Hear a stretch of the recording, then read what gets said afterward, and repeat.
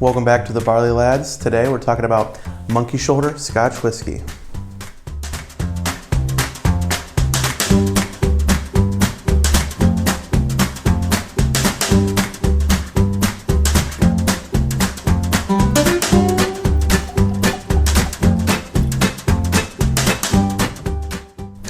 This is Monkey Shoulder. It is a blended malt Scotch whiskey out of the Balvenie Distillery in Speyside, UK.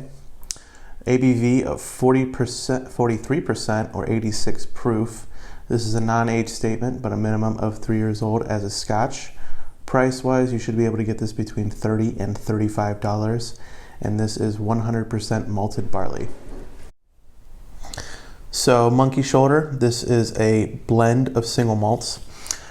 Originally, I don't know if this is still the case, but the batch 27 on the bottle here references the fact that this is from 3 distilleries and 9 barrels each. So 3 times 9 is 27. So 27 barrels were in each small batch. Those 3 distilleries are all owned by William Grant & Sons, which is the producer of Monkey Shoulder. And those 3 are Glenfiddich, also, Balvenie and Kinninvie. I think I pronounced that right. But those are the 3 distilleries that are producing the single malts that go into this. This is unique for blended Scotch. Most blended Scotches, such as Johnnie Walker, Cutty Sark, different ones like that, obviously Johnnie Walker being the biggest, those are all blends of not just single malt Scotches, but also grain whiskey that is coming from other Scotch distilleries. So this, you're getting more of the single malt flavor components with this as opposed to those other blends, which I think gives it a lot more flavor, a little less sweetness because you don't have that grain aspect. And yeah, it's just I know this as a quality whiskey. I believe that it started bottling it in 2005, so it's been around for a little bit. Like I said, I don't know if they still stick to that 27 barrels per batch, but at the time when they first started doing this, they would dump all of those 27 barrels into a single vat, and they let that marry together for 3 to 6 months before it's bottled. So that's how they're getting, hopefully, a similar flavor profile from batch to batch.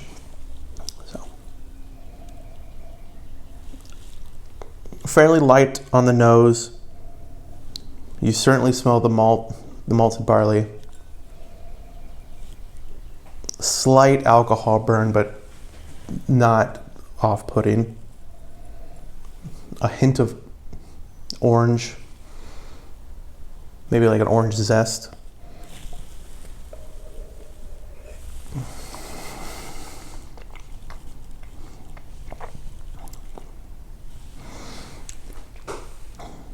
For the price and what you're getting, this is a really good whiskey. The taste, you're still getting that malt. Now I get a little bit of vanilla, maybe a fruity berry component. Not a long finish, but again, $30 to $35. You're not gonna expect a super long finish. But you do get some of that, more the oaky flavor from the wood. This is all first fill bourbon barrels, I believe. So no sherry, no port cask, anything like that. No virgin oak. This is just all ex-bourbon. The obviously very interesting name, Monkey Shoulder. It comes from when in the malting houses back in the old days, the guys would have to go through while it was germinating, basically, where the malt is kind of sprouting a little bit to pull those sugars out.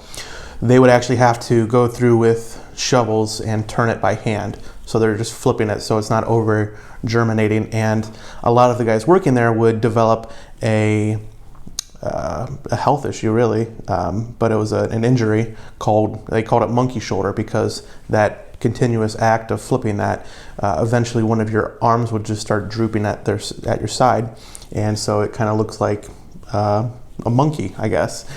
So that's kind of where the name comes from. That's really not done anymore. So thankfully, we don't have a bunch of Scotsmen with shoulder injuries walking around anymore. But yeah, so it's an interesting name, and it has some history there.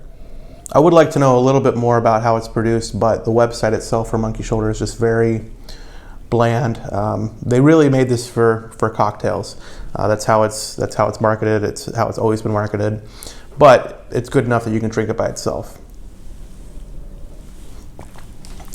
Thanks again for watching another episode of the Barley Lads. Today we've been talking about Monkey Shoulder. Please like, subscribe, hit the notification bell to find out when we're posting new videos. Cheers.